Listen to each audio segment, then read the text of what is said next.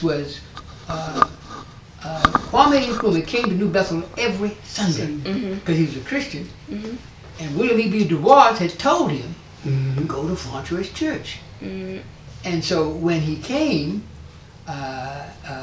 he listened to my sermons and told his brothers back home, including a fellow by the name of Patrice Lumumba, who was key to the fearless leadership that emerged from that period. So that's as much as I want to say that I had, inspired by my brother, I had, when I got to be the congressman, they said, you do the program, and I selected 2 people, one of whom was Alex Haley, the other was Ossie Davis. But most and his wife. Yeah. Oh yeah, well, his wife, he's married to her. They are beautiful. Yeah. She's still alive, but they are beautiful. But they decided to keep their names separate because they wanted the 2 legacies to blend. Right.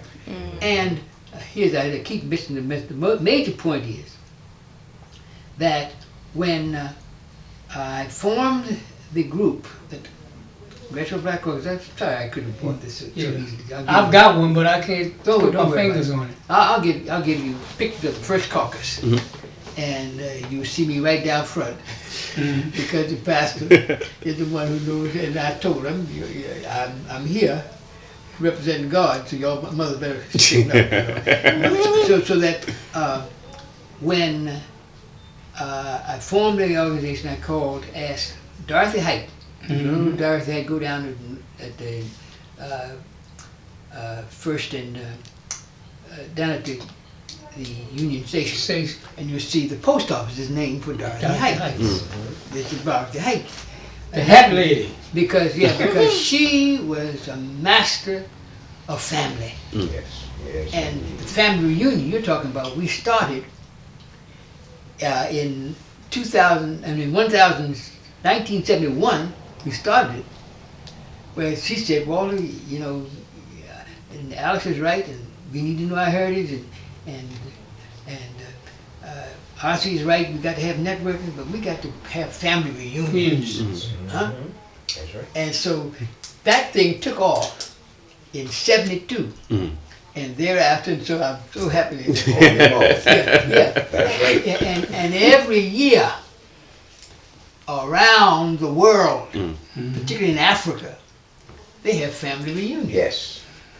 And I have a speech that takes 14 minutes. I'm not going to give it to you, but it just was one that I gave at Senegal, at the Gate of No Return. And when I finished telling what happened, because I memorized the history, when I finished telling what had happened, there were women and men from across Africa who didn't understand English. But I don't know what was happening. But they were weeping. Let me just give you the first 2 lines of the speech. It says, I want you to open the floodgates of our collective memory as a people and travel back across the miles and across the centuries to stand with me on the beaches of the west coast of Africa, when the first of our slave forebearers were led in chains, each black bard bound to another of a different tribe and a different language, so they could communicate. I want you to watch with me as they're pushed into the deep, heavy darkness of the foul-smelling hold of a slave ship, where for 3 months they would see nothing but blackness, and hear nothing but the moaning and groaning of their companions in chains, and smell nothing but the stench of their own defecation and the putrid odor of the 5 of every 6 who died on that trip. So by that time, we were crying, and I didn't know. And Darcy and Dick Gregory particularly, but there was something with the spirit was just they knew, and because now I know.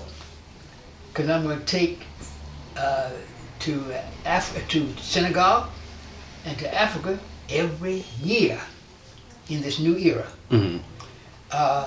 People who would have gone to Howard and gotten their DNA, found out where they were from. I have to tell you this about Billy, my daddy. After Mommy died, he was having a time. But I was chairman of the Subcommittee on International Development, Finance, Trade, and Monetary Policy. And I ordered me a plane. And we flew to all the countries of Africa, but we flew to Senegal and went into Botswana. And we were walking down the street. And there come Dad. No. There's a man comes down the street, looked just like my father. They looked at one another, and they couldn't speak. They couldn't speak. They just walked around one time. Perfect. And so I'll never forget that. And it's just evidence that when Billy's airline, Billy's going to be flying a plane. You don't believe it. He doesn't believe it, but I know. Flying is like riding a bike. Once you ride the bike, the balance gets in you, and you can go. And his partner, what's your partner's name? Colonel McGee? Colonel McGee, Charles McGee, is the most decorated airman in the history of the world. Really? Yes.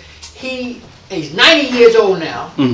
No, 99. 99 years old. 99 years There's old. his picture is standing with the white lady. That's him standing next to her.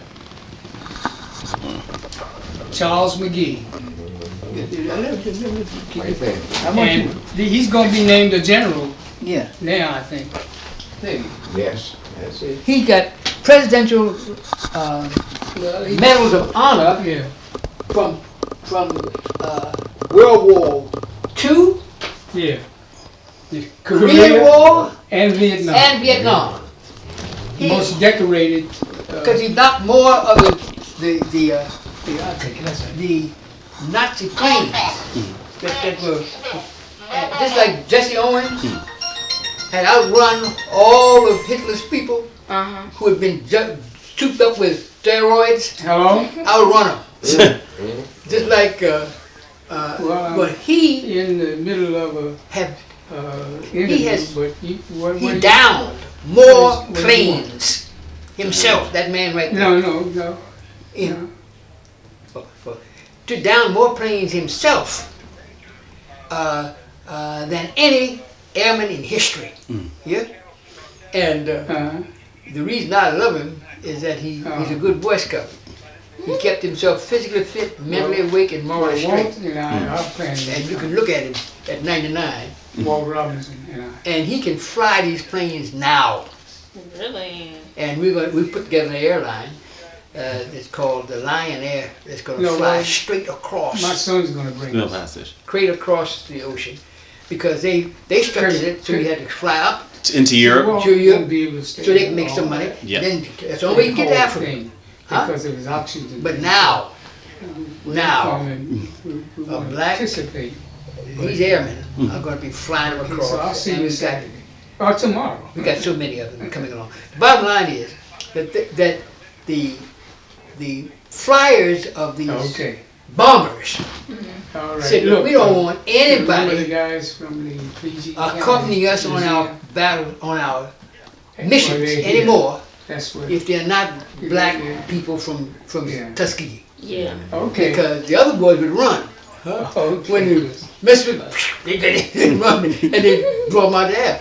But these black fellas, they said, get out the way when you see us coming. That's right. And they had a P-51. I'm going to show you the P-51. Yeah. Oh, here's one right here. No, I like this one, Billy. Oh. I got a real one. Because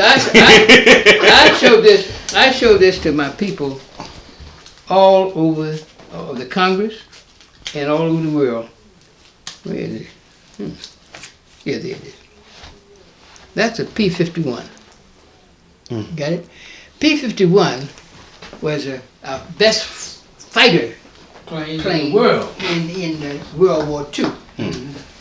And these guys these Muhammad Ali's, these Georgia Joe Walkers, these Joe Lewis's, these Michael Jordans.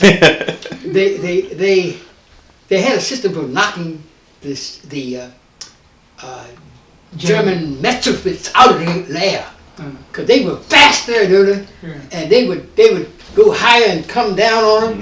And when they came down, they came to knock the competition out there. But when they were going so fast, these guys were just very good, and then they stop, and then go forward, then another go, and so that was the strategy, and it's brilliant. And I every time I see Bill, and every time I see Charles, I get teary-eyed, because I know God is able. Yes. Let me add to that. There's a picture over there of a bunch of us down at the Ford Theater, and one of the guys in the picture is one of the Tuskegee Airmen who shot down a German jet. We didn't have jets. They were flying 51s, and they shot down the German jets. They weren't the first to do it, but they did. This one here in the corner? Brown, Dr. Brown, who was from Washington, D.C., and he's somewhere in that collage of pictures that one of our church members put together with me on it. I don't know how I get to be in the middle with all those guys. Because they made it for you. Huh? They made it for you. Yeah, well, no, what I'm saying is, for example, Leonard Jackson, the black pilot that you see if you look at my picture and come all the way over and you see those guys sitting there, that black pilot is Leonard Jackson. He was my instructor. Well,